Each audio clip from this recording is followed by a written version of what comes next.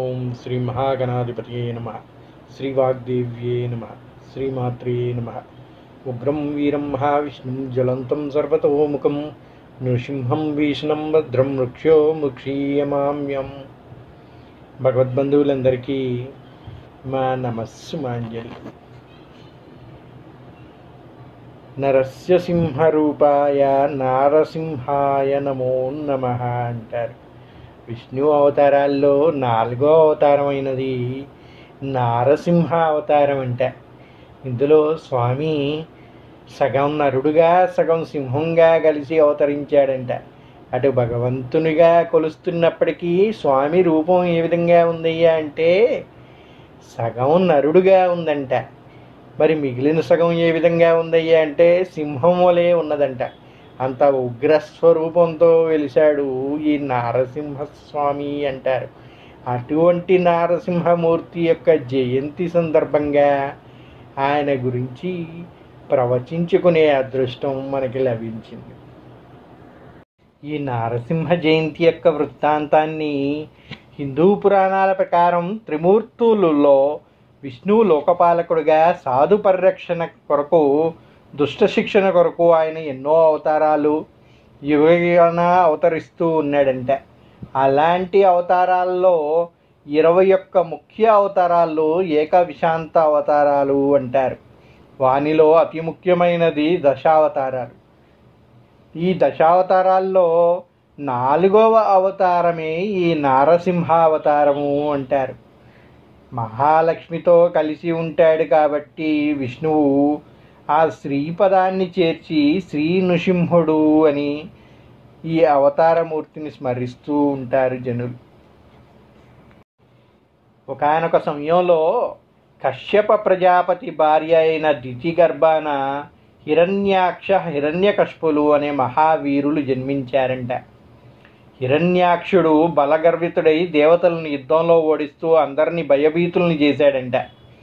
పాతాళాంతర్గతమైన భూదేవిని శ్రీ వరాహమూర్తి అవతారంలో ఉద్ధరిస్తున్న శ్రీ మహావిష్ణువు యుద్ధానికి కవ్వించాడు.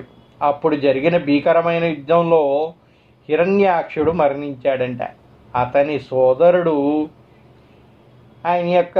సోదరుని యొక్క మరణాన్ని చింతిస్తూనే హిరణ్యకశిపుడు తల్లిదండ్రులు బంధువుల్ని ఓదార్చాడంట.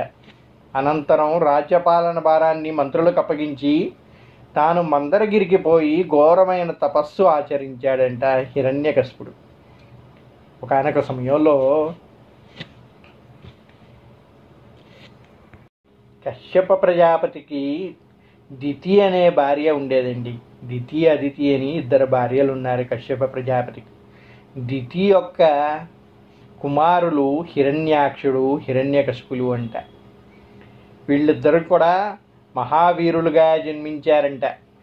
అందులో హిరణ్యాక్షుడు తనకి ఎంతో బలం ఉందని గర్వంతో దేవతలందరినీ హింసించసాగాడంట. అలా సాగిస్తూ అందరినీ జయిస్తూ మహావిష్ణువు వరాహ రూపంలో భూదేవితో కలిసి ఉన్నాడంట. అటువంటి వరాహమూర్తి అవతారం గురించి తెలుసుకొని ఆయన్ని కూడా తనతో యుద్ధం చేయమని పిలిచాడంట బలగర్వంతో. ఆ యుద్ధంతో కవించిన అతన్ని ఆ వరాహ అవతారంలో మహావిష్ణువు ఈ హిరణ్యాక్షుడిని సంహరించాడంట. ఎప్పుడైతే హిరణ్యాక్షుడు సంహరింపబడ్డాడో అతని సోదరుడైన హిరణ్యకశిపుడికి ఎంతో దుఃఖం వచ్చిందంట. అయ్యో, ఎంతో బలశాలి అయిన నా అన్నని చంపేశాడే, ఈ విష్ణువు పరమ మోసగాడు, వీడి అంతు నేనే చూస్తాను అని చెప్పేసి పగ పెంచుకున్నాడంట. అలా పగ పెంచుకున్నవాడై మరి మహావిష్ణువు అంటే ఎవరండి? మాయాశాలి, ఆయన చక్రి సర్వాంతర్యామి అంటారు. విష్ణువు అంటే ఎవరయ్యా అంటే మహామాయే శ్రీ మహావిష్ణువు అంట. అటువంటి మహామాయతో యుద్ధాన్ని సాధించాలి అంటే ఎటువంటి వాళ్ళకు కూడా అంత సాధ్యమయ్యే పని కాదు. అందుకని అటువంటి వరాల్ని పొందాలనే ఉద్దేశంతో హిరణ్యకశిపుడు ఘోరమైన తపస్సును ఆచరించాడంట. మరి ఘోరమైన తపస్సు ఆచరిస్తున్నాడు, బాగానే ఉంది. ఎవరిని కోరితే ఆయన అటువంటి వరాల్ని పొందాలి? ఎప్పుడైతే విష్ణువు మీద ద్వేషాన్ని పెంచుకున్నాడో విష్ణువుని ప్రార్థించలేడు. అందుకని బ్రహ్మని ప్రార్థించాడంట ఈ హిరణ్యకశిపుడు. అని ఘోరమైన తపస్సుకి ఆ ఉగ్రతకి లోకాలన్నీ కూడా కంపించాయంట. అతని శరీరం కేవలం ఎముకల గూడుగా మిగిలిందంట. అన్ని వందల సంవత్సరాలు తపస్సు గావించాడంట హిరణ్యకశిపుడు. ఎంత ఘోరమైన తపస్సయ్యా అంటే కేవలం గాలిని మాత్రమే పీలుస్తున్నాడంట. నిరాహారంగా చేస్తున్నాడు ఆయన తపస్సు. ఎంత ఘోరంగా చేస్తున్నాడయ్యా అంటే నీరు కానీ ఆహారం కానీ ఏమీ స్వీకరించగా ఆయన శరీరం మొత్తం కూడా ఎముకల గూడుగా మారిపోయిందంట. అలా మారి కూడా ఆ బ్రహ్మని తప్ప వేరే ఎవరిని స్మరించక ఆ నామంతోటే ఘోరమైన తపస్సు ఆచరించాడంట హిరణ్యకశిపుడు. ఆ తపస్సుకు మెచ్చినటువంటి బ్రహ్మదేవుడు ప్రత్యక్షమై తన కమండలం జలప్రోక్షణతో అతని శరీరాన్ని నవయవ్వనంగా మార్చాడంట. చూశాడు బ్రహ్మదేవుడు, ఎంతో ఘోరమైన తపస్సు చేస్తున్నాడే, ఇక ఇతనికి వరాన్ని ఇవ్వక తప్పదు అనే ఉద్దేశంతో ప్రత్యక్షం అయ్యాడంట. చూశాడు, పాపం పూర్తిగా ఎముకల గూడుగా మారిపోయి ఉన్నాడు. జాలి వేసింది బ్రహ్మకి. కమండలంలోంచి కొంచెం నీరు చేసి స్పృశించాడంట. దాన్ని హిరణ్యకశిపుడిపై జల్లాడంట. ఎప్పుడైతే బ్రహ్మ జల్లాడో ఆ నీటిని హిరణ్యకశిపుడు ఆకారం నవయవ్వనంగా మారిందంట. చక్కని యువకుడుగా మారిపోయాడంట హిరణ్యకశిపుడు.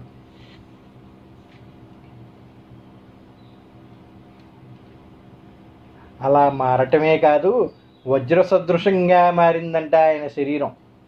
ఇంకా నీకేం కావాలో కోరుకోమన్నాడంట బ్రహ్మదేవుడు. హిరణ్యకశిపుడు విధాత తనకు గాలిలో కానీ ఆకాశంలో కానీ భూమిపై కానీ నీటిలో కానీ అగ్నిలో కానీ రాత్రి కానీ పగలు కానీ దేవదానవ మనుష్యులచే కానీ జంతువులచే కానీ ఆయుధములో చే కానీ ఇంటిలో కానీ బయట కానీ మరణం ఉండరాదు అని కోరాడంట. ఆయనకి ఏం కావాలండి కోరిక? హిరణ్యకశిపుడు ఇంతగానం తపస్సు చేసిన దేనికి? మరణం అనేది లేకుండా వరం ఇవ్వమని కోరాడు. అంతకుముందు ఇదే విధంగా తన అన్న తపస్సు చేశాడు. మరణం అనేది తప్పదయ్యా, నువ్వేం చేసినా కూడా అది తప్పకుండా వస్తుంది అన్నాడు. ఆయన కూడా ఏదో వరాలు కోరాడు, కానీ జంతువు వల్ల ప్రాణాలు కోల్పోయాడు. వరాహ అవతారంలో వచ్చిన విష్ణువు ఆయన్ని సంహరించాడు. బాగా ఆలోచించాడు, అరే ఇది ఒక్కటి మిస్ అయ్యాడు అన్నయ్య, నేను ఇది కూడా కలిపి చెప్తాను, అప్పుడు నాకు మరణం అనేదే ఉండదు. మరణం లేకుండా వరం ఇవ్వమంటే బ్రహ్మ ఇవ్వడు, కనుక ఈ విధంగా అడిగితే అది సాధ్యం అవుతుంది అనే ఆలోచనతోటి ఇవన్నీ చెప్పాడంట హిరణ్యకశిపుడు. బ్రహ్మ కూడా వీడు అతి తెలివిగా ఆలోచిస్తున్నాడని ఆలోచించి దీనికి తగిన ఫలితం ఉంటుందని సరే అన్నాడంట. వరాన్ని అనుగ్రహించాడు. ఇంకా వరగర్వంతో హిరణ్యకశిపుడు విజృంభించాడంట. దేవతలందరినీ జయించాడంట. చూసారా అండి, ఈ రాక్షసులు ఎవరికి వరాలు వచ్చినా కూడా ముందు మూడేది ఎవరికి? ఇంద్రుడికి, దేవతలకే మూడుతుంది. అదేవిధంగా ఈయన కూడా పోయాడు, ఇంద్రుడిని సింహాసనాన్ని ఆక్రమించాడు. దేవతలందరినీ జయించి తన పాదక్రాంతుల్ని చేసుకున్నాడు. పంచభూతాల్ని నిర్బంధించాడు. తపముల్ని భంగం వరిచాడు. ఇక దేవతలు ఎవరికి పూజ చేయకూడదు, ఈ ప్రపంచం మొత్తంలో అన్నిటినీ సాధించిన వాడిని నేనే దేవుణ్ణి, నన్ను మాత్రమే పూజించాలి అనే ఒక ఆర్డర్ వేసేసాడంట. చేస్తారండి, వరగర్వంతో ఉన్నాడు, మహాబలశాలి, వజ్ర సదృశమైన శరీరాన్ని ఇచ్చాడు బ్రహ్మదేవుడు. అలాగే ఎటువంటి వాటితో కూడా మృత్యువు లేకుండా వరాన్ని ఇచ్చాడు. ఇంకా ఆయన ఎవరు ఎదురిస్తారు చెప్పండి? మృత్యువే లేకపోతే ఇక దేనికి భయపడతాడు? అన్నిటికీ తెగించేశాడు హిరణ్యకశిపుడు. దేవతలందరూ కూడా ఆయన పాదక్రాంతులు అయిపోయారు. ఈ బాధలన్నీ ఎవరికి చెప్పుకోవాలండి? అందుకే విష్ణువుతో మొరబెట్టుకోవడానికి వెళ్ళారంట. దేవతలందరూ బాధని విష్ణువు విన్నాడంట. విని ఈ విధంగా చెప్పాడంట, కన్న కొడుకునకు అపన్నత తలపెట్టిన వాడు హిరణ్యకశిపుడిని పట్టి వధింతును, మీకు భద్రమగును అని చెప్పి వాళ్ళందరినీ కూడా శాంతపరిచాడంట విష్ణువు. ఏమన్నాడయ్యా అంటే, ఎప్పుడైతే అతనికి పుట్టినటువంటి కన్న కొడుకునికి ఇబ్బంది పెడతాడో అతన్ని నేను వధిస్తాను అన్నాడంట. కన్న కొడుకుని ఎవరైనా ఎందుకు ఇబ్బంది పెడతారండి? దేవతలందరికీ కూడా అనుమానం వచ్చిందంట. ఎవరికి పిల్లలంటే ప్రాణమే కదా, అటువంటి పిల్లల్ని ఇబ్బంది పెట్టరు కదా, కాబట్టి విష్ణువు కూడా ఇన్ని వరిస్తాడో లేదో అనే ఒక చిన్న అనుమానంతో ఉన్నారంట దేవతలందరూ కూడా. హిరణ్యకశిపుడిని దేవతల మీద ఎందుకు కోపం పెంచుకున్నాడయ్యా హిరణ్యకశిపుడు అంటే? ఈ దేవతలు కూడా ఎవరు తక్కువ వాళ్ళు కాదండి. వాళ్ళు ఏం చేశారయ్యా అంటే, ఈయన ఘోర తపస్సు ఆచరించడానికి అడవులు పట్టుకొని పోయాడంట. ఆ సమయంలో అతని రాజ్యంపై దండెత్తి క్రూరంగా కొల్లగొట్టారంట దేవతలు. మరి కోపం రాదండి? గర్భవతి అయిన రాక్షసరాజు భార్యని ఇంద్రుడు చెరపట్టగా నారదుడు ఇంద్రుణ్ణి మందలించి ఆమెను రక్షించి తన ఆశ్రమానికి కొనిపోయాడంట. చూసారా అండి? ఇంద్రుడు కూడా ఏమి తక్కువవాడు కాదు. చేసే తప్పులన్నీ చేస్తాడు. ఆ తప్పులకి శిక్షలు దేవతలు ఈ విధంగా విధిస్తూ ఉంటారు రాక్షసుల రూపంలో. అంతే కదండి, ఎవరికైనా తప్పు చేస్తే ఆ తప్పుకు శిక్ష విధించాలి కదా. ఇంద్రుడు చేసిన తప్పుల వల్లే దేవతలందరికీ కూడా శిక్షలు పడుతూ ఉంటాయి అంటారు. మరి కాదా? దేవతలందరూ పోయి హిరణ్యకశిపుడు రాక్షసుడు అట్లాంటి వాడికి వరాలు వస్తే మళ్ళందరికీ మూడుతుంది, అవన్నీ జరగకముందే వాటిని అన్నిటినీ కూడా నాశనం చేద్దామనే ఉద్దేశంతో ఈ దేవతలు ఏం చేశారండి, హిరణ్యకశిపుడు ఎప్పుడైతే తపస్సుకు వెళ్ళాడో ఆయన రాజ్యాన్ని మొత్తాన్ని కూడా కొల్లగొట్టి నాశనం చేశారంట. అక్కడితో ఆగారా? ఇంద్రుడు గర్భవతి అయిన హిరణ్యకశిపుడి యొక్క భార్యని చెరబట్టడానికి ప్రయత్నించాడంట. నారదుడు చూశాడు, ఇదంతా బాగాలేదయ్యా, ఇటువంటి పనులు నీకు మంచివి కావు, అలా చెయ్యటం తప్పు అని చెప్పి ఆమెని రక్షించాడంట నారదుడు. అప్పుడు ఇంద్రుడు చెప్పాడంట, స్వామి వేరే ఉద్దేశంతో నేనేమి ఇది చేసుకెళ్ళట్లేదు. హిరణ్యకశిపుడే ఇంత బలవంతుడు అయితే అతనికి పుట్టే కొడుకు వల్ల మనకి ఇంకెంత నష్టం జరుగుతుందో, ఆయన ఇంకా బలవంతుడు అవుతాడు. అటువంటి రాక్షసుణ్ణి ఎదిరించడం మన వల్ల కాదు కనుక ఆ బిడ్డని సంహరించాలి అనే ఉద్దేశంతో తీసుకుని వెళ్తున్నాను అని చెప్పాడంట. దానికి నారదుడు, ఇంద్రుణ్ణి మందలించినటువంటి నారదుడు ఆమెని తీసుకుని తన ఆశ్రమానికి తీసుకుని వెళ్ళాడంట. ఇంద్రుడి దగ్గర నుంచి ఆ హిరణ్యకశిపుని భార్యని రక్షించి తన ఆశ్రమానికి కొనిపోయాడంట నారదుడు. తీసుకెళ్ళి ఖాళీగా కూర్చున్నాడే అండి, ఆమెకి భాగవత తత్వబోధని చెప్తూ పోయాడంట. మంచి అలవాట్లన్నీ ఎలా ఉంటాయి, నీతి నిజాయితీ వీటన్నిటి గురించి కూడా చెప్పాలంటే ఏం చేయాలండి? మనం వేరే ఏదో చెప్పాల్సిన అవసరం లేదండి. ఇవాళ రేపు ఆ క్లాసులు ఈ క్లాసులు అని చెప్పి వింటూ ఉంటారు. లేదంటే సైకియాట్రిస్ట్ అని వాడి దగ్గరికి వీడి దగ్గరికి పోతూ ఉంటారు లక్షలు ఖర్చు పెడుతూ. ఇవేమీ అవసరం లేదండి.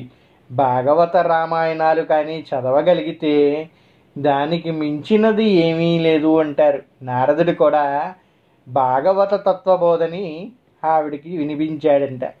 అవి వినిపిస్తూ ఉంటే ఏమైంది అంటే, గర్భంలో ఉన్నటువంటి ప్రహ్లాదుడు నారదుడు చెప్పేవన్నీ కూడా వింటూ ఉన్నాడంట. అనుకుంటూ ఈయన చెబుతూ ఉంటే ఆయన అన్నీ గ్రహిస్తూ ఉన్నాడంట. రాజ్యానికి తిరిగి వచ్చిన హిరణ్యకశిపునికి నారదుడు అతని ధర్మపత్నిని అప్పగించాడంట. నారదుడు ఎప్పుడైతే హిరణ్యకశిపుడు తిరిగి తన రాజ్యానికి వచ్చాడని తెలుసుకున్నాడో, ఆయన కోపంతో అందరినీ ఏడ హింసిస్తాడో, తన భార్య ఎక్కడుందో అని చెప్పి కంగారు పడతాడనే ఉద్దేశంతో నారదుడు తీసుకొని పోయి వెళ్ళి క్షేమంగా ఆమెని హిరణ్యకశిపుడికి అప్పచెప్పాడంట. ఆ హిరణ్యకశిపుని యొక్క భార్యకి జన్మతః పరమభాగవతుడు అయిన ప్రహ్లాదుడనే కుమారుడు జన్మించాడంట. అతను ఎటువంటి వాడయ్యా అంటే లలిత మర్యాదుడు అంట, నిర్వైరుడు, అచ్యుత పద శరణాగతుడు, అడుగడుగున మాధవుని చింతన సుధామాధుర్యమును మేను మరచువాడు అని చెప్తూ ఉన్నారు. ఆ ప్రహ్లాదుడు ఎట్టివాడయ్యా అంటే ఎంతో మర్యాద కలవాడంట. పెద్దలు కనిపిస్తే చక్కగా నమస్కరించి నిర్విరామంగా, నిర్వైరుడు అంట, ఎటువంటి ఆశలు లేనివాడంట, ఎటువంటి వైరాన్ని పెట్టుకునేవాడంట. రాక్షసులంటే దేవతా వైరం ఉంటుంది, కానీ ఈ ప్రహ్లాదుడు ఎట్టివాడయ్యా అంటే ఎటువంటి వైరం లేనివాడంట. ప్రతి పదంలో కూడా అచ్యుత శరణాగతుడిగా ఉంటాడంట. ఆ విష్ణువు తప్ప వేరే లోకం లేదంట ఆయనకి. అడుగడుగున మాధవుని చింతన సుధా మాధుర్యమనే మేను మరచువాడంట. ఆయన ఎటువంటి వాడయ్యా అంటే ప్రతి అడుగులో కూడా ఒక నడుస్తూ ఉన్నాడు అనుకోండి, ప్రతి అడుగులో కూడా ఆయన చింతన ఎట్లా ఉంటుందంటే ఆయన ఆలోచన మొత్తం కూడా మాధవుడి పైనే నిమగ్నమై ఉంటుందంట. ఎంతో సుధామాధుర్యమైన మేను గలవాడంట. అంత అందమైన వాడు, సర్వభూతములందు సమభావం గలవాడు. ఆయనకి ఏది కనిపించినా ఏ జీవి కనిపించినా కూడా అన్నిటినీ కూడా సమభావంతో చూస్తాడంట. చీమని కానీ, ఒక జింకని కానీ, పులిని కానీ, సింహాన్ని కానీ దేన్ని చూసినా కూడా అన్నీ కూడా ఒకే రకంగా చూసేవాడంట. ఆయనకి ఏ భయము కానీ ఏది కానీ లేదంట. అంతా కూడా సృష్టి మొత్తం కూడా చక్రి సర్వాంతర్యామి అని చెప్పినటువంటి వాడు కదండి ప్రహ్లాదుడు. ఆయనే చెప్పాడు ప్రతి అణువులో ఉన్నాడు చక్రి అని. చక్రి అంటే ఎవరండి? సాక్షాత్తు ఆ నారాయణుడే కదూ. అటువంటి నారాయణమూర్తిని ప్రతి పదములో తలుచువాడంట ప్రహ్లాదుడు. సుగుణములు రాసిపోస్తే ఏ విధంగా ఉంటుందో అటువంటి వాడంట ప్రహ్లాదుడు. అట్టి ప్రహ్లాదునికి విద్యను నేర్పమని తమ రాజ ప్రవృత్తికి అనుగుణంగా మలచమును రాక్షసరాజు తమ కులగురువులైన చండమార్కులకి అప్పగించాడంట. రాజు కదండి ఎంతైనా. ఆ రాజధర్మం ప్రకారం చిన్నపిల్లలు ఎప్పుడైతే కొంచెం ఒక ఏజ్కి వచ్చారో మనం ఎప్పుడైతే పిల్లల్ని అక్షరాభ్యాసం చేసి స్కూల్స్కి పంపిస్తూ ఉంటాం. ఆ కాలంలో అలా కాదండి. గురుకులం అని ఒకటి ఉంటుంది. గురువు ఎక్కడుంటే ఆయన నివాసమే గురుకులం. అప్పుడు ప్రత్యేకంగా స్కూళ్ళు ఇవేవి ఉండేవి కాదు. అది కూడా ఏ విధంగా అంటే విద్య నేర్చుకునే వరకు కూడా వాళ్ళని తిరిగి వాళ్ళకి వేరే ప్రపంచం అనేది తెలియనీయకుండా పెంచుతారు. ఆడు రాజు బిడ్డ అయినా సరే, మామూలు వాడైనా సరే విద్య నేర్చుకోవాలంటే గురుకుల వాసం చేయవలసిందే అని అంట. అందుకనే అప్పటి వాళ్ళకి చక్కటి విద్య అభ్యదంట. అక్కడే ఉండి గురువు ఏది చెప్తే అదే చేసేవాళ్ళు, గురువు పెట్టేదే తినేవాళ్ళు, గురువుతోటే ఉండేవాళ్ళు, అక్కడ నేల మీద పడి ఉండేవాళ్ళు.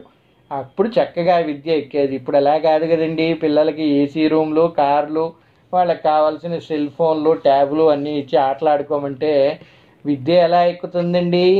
ఆ రోజు కఠినంగా ఉండేదంట విద్యా బోధన. అప్పుడు వాళ్ళకి ఇంక వేరే లోకం తెలియదు, విద్య తప్ప ఏమీ తెలియదు. గురుకులంలో ఏముంటుందండి? ఎక్కడో అడవిలో చిన్న ఆశ్రమం కట్టుకొని ఉంటాడు గురువు. ఆ గురువు దగ్గర వీళ్ళు విద్యాభ్యాసం చేస్తారు కనుక వాళ్ళకి వేరే ఆలోచన ఏది ఉండదు. కనుక గురువుగారు చెప్పిందంతా కూడా శ్రద్ధగా వింటారు, విద్య చక్కగా వస్తుంది. అదేవిధంగా ప్రహ్లాద కుమారుణ్ణి కూడా రాజు అయిన హిరణ్యకశిపుడు తన గురువు గారికి అప్పచెప్పాడంట. చండమార్కులు అనే గురువులకి ఈయన యొక్క విద్యాబోధనకి సంబంధించిన విషయాలన్నీ కూడా చూసుకోమని అప్పగించాడంట. విద్యాభ్యాసం అంతా కూడా చక్కగా కంప్లీట్ చేశాడంట ప్రహ్లాదుడు. ప్రహ్లాదుడు ఎటువంటి వాడయ్యా అంటే ఏకసంతాగ్రహి అంట. గురువులు నేర్పే విద్య కంటే కూడా ఎక్కువ తెలుసంట ఆయనకి. ఆయన ఏది చెప్పవలసిన అవసరం లేదంట. గురువుగారు ఇట్లా మొదలుపెట్టగానే ఆయన శ్రీకారం ఓంకారం మొదలుపెట్టగానే ఆయన చెప్పేది మొత్తం కూడా ఆయన ముందే చెప్పేసేవాడంట. అటువంటి వాడంట ఈ ప్రహ్లాదుడు.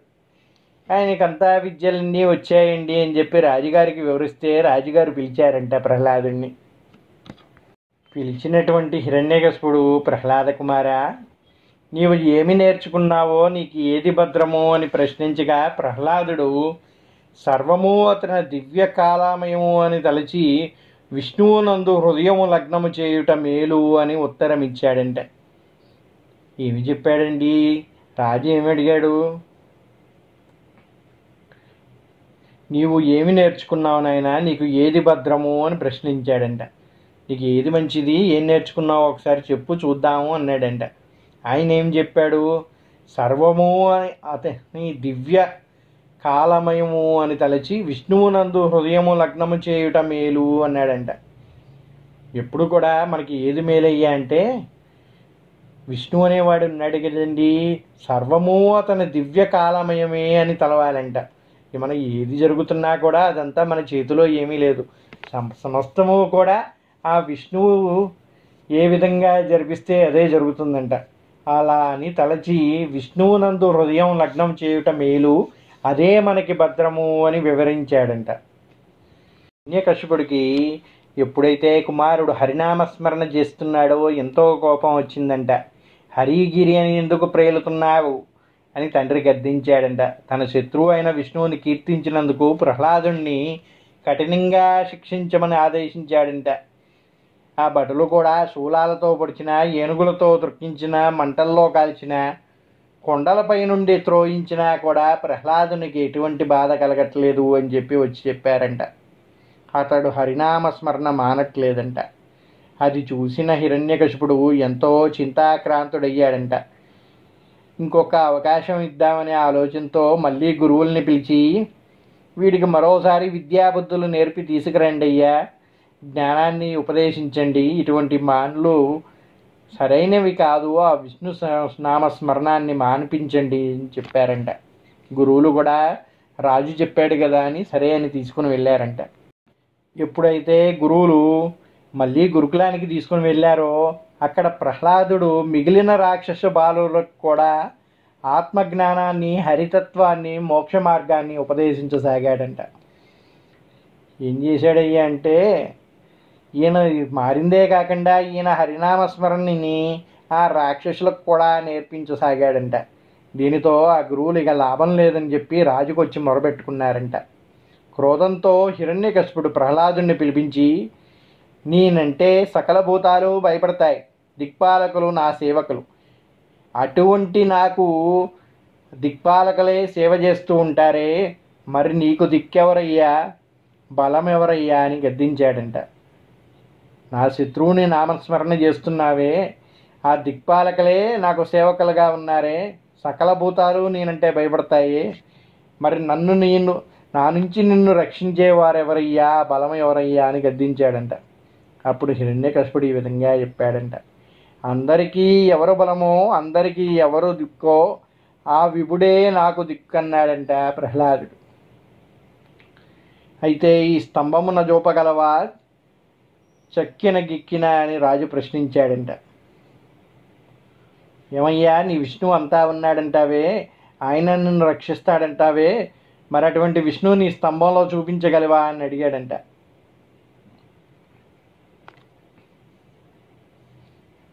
బ్రహ్మ నుండి గడ్డిపూచ వరకు అన్నింట్లో విశ్వాత్ముడైన వాడు ఈ స్తంభమందు ఎందుకు ఉండడయ్యా, అందులో కూడా ఉంటాడు అన్నాడంట ప్రహ్లాదుడు. ఏ సందేహము లేదు. ఇప్పుడైతే హిరణ్యాసురుడు ప్రహ్లాదుణ్ణి ఈ స్తంభంలో ఉంటాడా నీ చక్రి అని చెప్పి ప్రశ్నించాడో, ప్రహ్లాదుడు కూడా ఈ విషయంలో అంతే చెప్పాడంట. స్తంభమును ఎందుకుండడు, స్తంభార్గతుడై ఉండును, ఏ సందేహము లేడు, నేను కానబడు ప్రత్యక్ష స్వరూపమును అని పరమభాగవతుడైన ప్రహ్లాదుడు చెప్పాడంట. సరే చూద్దాం, ఈ స్తంభంలో విష్ణువుని చూపకుంటే నీ తల తీయిస్తాను అన్నాడంట హిరణ్యకశిపుడు. అప్పుడు హరి వచ్చి అడ్డుపడతాడు అని హిరణ్యకశిపుడు చేతితో స్తంభంపై చరిచాడంట. ఈయనకి కూడా కోపం వచ్చింది. స్తంభంలో కూడా ఉంటాడన్నావు కదా, ఈ స్తంభాన్ని పగలగొట్టి చూస్తాను, అప్పుడు ఏ హరి వచ్చి నిన్ను కాపాడతాడో చూస్తాను, లేకపోతే నీ తల తీయిస్తాను అన్నాడంట. ఎప్పుడైతే హిరణ్యకశిపుడు చేతితో స్తంభంపై చరిచాడో ఆ నృసింహమూర్తి అవతరించాడంట. ఇది నరమూర్తి కాదు, కేవలం హరిమూర్తి కాదు, హరిమాయ రచితమై ఉన్నదనుకున్నాడు హిరణ్యకశిపుడు. అప్పుడు శ్రీ నృసింహుడు భీకరంగా హిరణ్యకశిపుడిని ఒడిచిబట్టి తన ఎడిలో వేసుకొని వజ్రాలు వంటి తన నఖాలతో చీల్చి చెండాడాడంట. అలా శ్రీహరి నారసింహుని రూపంలో పగలు రాత్రి కాని సంధ్యాకాలంలో ప్రాణము ఉన్నవి లేనివి చెప్పలేని గోళ్లతో ఇంటా బయట కాక గుమ్మంలో, భూమిపైన ఆకాశంలో కాక తన తొడపై హిరణ్యకశిపుని సంహరించాడంట. బ్రహ్మవరము వ్యర్థం కాలేదు, ప్రహ్లాద మాట పొల్లుపోలేదు. ఆ విధంగా ప్రహ్లాదుణ్ణి రక్షిస్తూ హిరణ్యకశిపుడు రాక్షసానుగ్రహాన్ని తొలగించి ఆయన్ని సంహరించాడంట శ్రీ మహావిష్ణువు. ఆ శ్రీ మహావిష్ణువు నారసింహమూర్తిగా ఏ విధంగా అవతరించాడయ్యా అంటే, ఆయన్ని చూసిన హిరణ్యకశిపుడు ఈ విధంగా చెప్తున్నాడంట, అటు నరమూర్తి కాదు, కేవలం హరిమూర్తియు కాదు, హరిమాయ రచితమై ఉన్నది అని కొనియాడాడంట. మామూలుగా మనిషిగా రాలేదు, అలా అని దేవుడిగా రాలేదు. చూస్తే ఇదంతా కూడా హరిమాయలాగా కనిపిస్తూ ఉన్నదే అనుకున్నాడంట హిరణ్యకశిపుడు. నరసింహుడు భీకరమైన కోపంతో వచ్చాడంట. హిరణ్యకశిపుడిని పట్టుకొని తన ఒడిలో వేసుకున్నాడంట. వేసుకొని తన గోళ్ళు ఉన్నాయి కదండి, సింహానికి గోళ్ళు ఏ విధంగా ఉంటాయో తెలుసు కదా, అది ఒక్క పంజా కానీ విసిరిందంటే అంతేగా ప్రాణాలు వాయువులో అలా కలిసిపోవాల్సిందే. అటువంటి గోళ్లతోటి హిరణ్యకశిపుడిని తన తొడ మీద వేసుకొని ఇలా చీల్చేసాడంట, ప్రేగులన్నీ బయటకు వచ్చే విధంగా. అటు మనిషి కాదు, ఇటు జంతువు కాదు, నారసింహ రూపంలో, అటు సగం మనిషి సగం సింహ రూపంలో వచ్చాడంట. మరి ఆయన వరాలన్నీ కూడా ఆ విధంగానే చేయాలి కదండి. ఆయుధంతో చంపకూడదు, అందుకని తన గోళ్లతోటి చంపాడంట. ఆ గోళ్ళు కూడా ఎటువంటి అయి ఉండాలి, ప్రాణం ఉన్నవి కాదు లేనివి కాదంట. మరి అటువంటివే కదండి గోళ్ళు. దానికి ప్రాణం ఉందా అంటే చెప్పలేము, లేదా అంటే అది చెప్పలేము. మన చేతికున్నంత వరకు అది పెరుగుతూనే ఉంటుంది. అలా అని మరణించిన వాళ్ళకి గోర్లు జుట్టు పెరుగుతూ ఉంటాయి అని చెప్తూ ఉంటారు. అటువంటిది ఇది. మరి దానికి ప్రాణం ఉందా అంటే ప్రాణం లేదు. మనిషికి ప్రాణం లేకపోయినా కూడా గోరు పెరుగుతూ ఉంటుంది కదండి. ఆయన చంపింది కూడా ఏ సమయంలో చంపాడయ్యా అంటే సంధ్యాకాలంలో అంట. ఆ సంధ్యాకాలం ఇటు పగలు కాదు, అటు రాత్రి కాదు, మధ్యకాలాన్ని సంధ్యాకాలం అంటారు. అటువంటి సంధ్యాకాలంలో అటు బయట కాక ఇటు ఇంట్లో కాక గుమ్మము అంటారు. గుమ్మం అంటే గడప ఉంటుంది కదండి, ఆ గడప పైన పెట్టి చీల్చాడంట.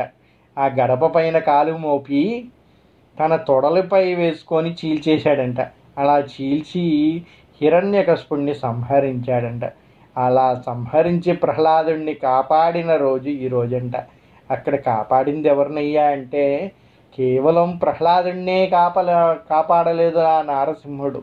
ఆ నారసింహుడు ధర్మాన్ని కాపాడాడంట. భూదేవి యొక్క భారాన్ని తొలగించాడంట. సకల దేవతలను సకల మానవాళిని రక్షించాడంట. అటువంటి వల్లభుడు ఆ నారసింహస్వరూపుడు. ఆయన జనించి ఆ పాపభారాన్ని తొలగించిన ఈ రోజును నారసింహ జయంతిగా ఆ రోజు నుంచి కీర్తిస్తూ జరుపుతూ ఉన్నారు. ప్రహ్లాదుడిచే కీర్తింపబడి ఆయన భక్తిని సర్వవ్యాపకం చేసి చక్రి సర్వాంతర్యామి అని తెలిపినటువంటి రోజు ఈ రోజుగా చెబుతూ ఉంటారు. ఈ రోజున స్వామివారి శాంతి కొరకు, ఎందుకంటే ఉగ్రస్వరూపుడు కదండి నారసింహుడు, ఆయన ఉగ్రస్వరూపాన్ని తగ్గించాలంటే ఏమి చేయాలి అంటే ఆయనకి పానకంని నివేదన చేయాలంట. ఈరోజు తెల్లవారుజామునే లేచి అందరూ కూడా శుచిగా స్నానం ఆచరించి చక్కగా పూజా మందిరాన్ని సిద్ధం చేసుకొని మామిడాకులతో అలంకరించి తోరణాలు కట్టి చక్కగా పూలు పళ్ళు అన్నీ కూడా తీసుకొచ్చేసి స్వామి పటం ముందు కూర్చొని ఆయన యొక్క పూజ నిర్వహించాలంట. ఏ విధంగా నిర్వహించాలయ్యా నారసింహస్వామి యొక్క పూజ అయ్యా అంటే నారసింహ మంత్రంతో జపం చేయాలంట. నారసింహ మంత్రరాజము అనే ఒక శ్లోకం ఉన్నది, దాన్ని పఠించాలంట. లేదండి ఇవన్నీ మాకు చేత కాదు అంటే ఉగ్రం వీరం మహావిష్ణుం జ్వలంతం సర్వతోముఖం నృసింహం భీష్ణం భద్రం వృక్షో ముక్షీ నమామ్యహం, ఈ మంత్రంతో కూడా స్వామిని స్మరించచ్చంట. ఇలాగా స్వామివారికి చక్కగా నైవేద్యాలు అనర్చి పూజ గావించి అందరూ కూడా భక్తి శ్రద్ధలతో ఆయన యొక్క వరాల్ని పొందాలి అని చెబుతూ ఉంటారు. మరి సరే అండి, పూజ అయితే మీరు చెప్పినట్టుగా ఏదో విధంగా నారసింహస్వామి మంత్రం చదువుతూ కానిస్తాం. మరి ఆయనకి నివేదన ఏమి చేయాలి అంటే నారసింహుని యొక్క అవతారము ఉగ్రస్వరూపం. అటువంటి ఉగ్రాన్ని చల్లార్చాలంటే ఏం చేయాలండి, పానకం ఇవ్వాలంట. అందులో ఇది ఏ కాలం అండి, మండే కాలం, ఎండాకాలం. ఎండాకాలంలో చల్లని పానకం ఇస్తే అందరూ కూడా చల్లబడతారండి. బెల్లం నీళ్ళు ఎటువంటి వేడినైనా కూడా తొలగిస్తాయంట.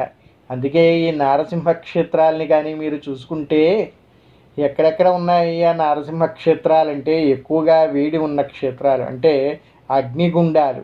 అటువంటి గుండాలు ఉన్న క్షేత్రాల్లో ఈ నారసింహస్వామి ఉన్నాడు. మరి ఆయనకు అక్కడ ఏం నివేదిస్తారయ్యా అంటే మనకి గుంటూరు పక్కన మంగళగిరి అని ఉంటుంది.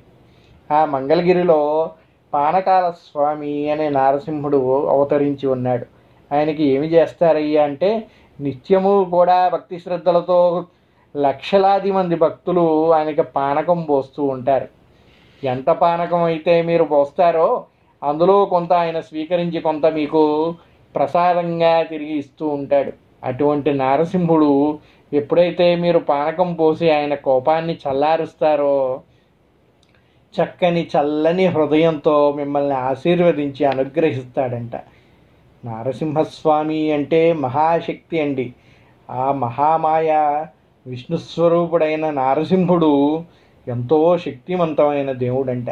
ఆయన్ని ప్రార్థిస్తే ఆయన ఇచ్చే వరాలు కూడా అంతే గొప్పగా ఉంటాయంట. భక్తి శ్రద్ధలతో ఆయన్ని ఎప్పుడైతే మీరు వరాన్ని కోరుకుంటారో అది తప్పక నెరవేరుతుంది అని చెప్తూ ఉంటారు. అందుకే నరసింహస్వామి మహాకోపిష్టి కూడా కదండి. పొరపాటును కూడా ఎటువంటి తప్పులు చేయకూడదు ఆయన దగ్గర.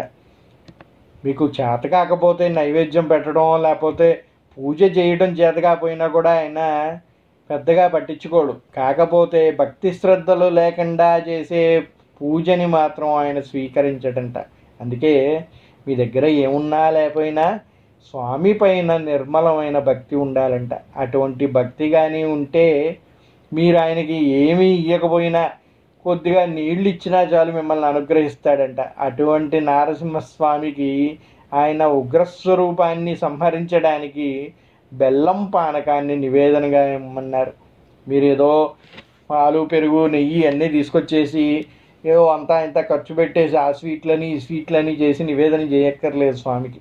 స్వామికి కొద్దిగా పానకం, కొంచెం బెల్లం, కొంచెం నీళ్లు, కొంచెం మిరియాలు కలిపేసి జీలకర్ర కలిపేసి ఆయనకి పానకం చేసిస్తే చాలు.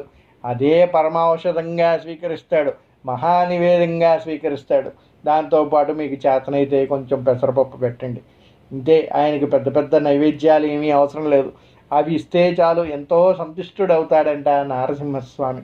ఆ సంతోషంతో మీరు కోరిన వరాలని ఇస్తూ ఉంటాడంట. అలాగే భక్తికి ఎంత మెచ్చుతాడో స్వామి మీరు చేసే తప్పులకు కూడా అంతే క్రోధంతో శిక్షిస్తాడంట. ఆయన కోపం ఎక్కువ కాబట్టి ముక్కు మీద కోపం అంటారే, అటువంటి వాడంట ఈ నారసింహస్వామి. భక్తితో మీరు ఏరు కోరుకున్నా కూడా వరాన్ని ఇస్తాడంట. కానీ మీరు ఏదన్నా తప్పులు చేయాలని ప్రయత్నిస్తే మాత్రం దానికి కోపం పొంది మిమ్మల్ని అదేవిధంగా శిక్షిస్తాడు అని కూడా అంటారు. అందుకే నారసింహస్వామికి ఒళ్ళు దగ్గర పెట్టుకొని జాగ్రత్తగా భక్తితో పూజించాలి స్వామి. ఆ విషయాన్ని అందరూ కూడా గ్రహించి చక్కగా ఆ లక్ష్మీ నారసింహుని అనుగ్రహాన్ని పొంది సుఖ సంతోషాలతో అందరూ కూడా ఉండాలని ప్రార్థిస్తూ స్వస్తి. సర్వే జనా సుఖినో భవంతు. ఓం శ్రీ మాత్రే నమః. ఓం శ్రీ లక్ష్మీ నారసింహానుగ్రహ కటాక్షిద్ధిరస్తు. శ్రీదేవతాభ్యో నమః. సమస్త దేవతానుగ్రహ కటాక్షిద్ధిరస్తు. సర్వే జనా సుఖినో భవంతు.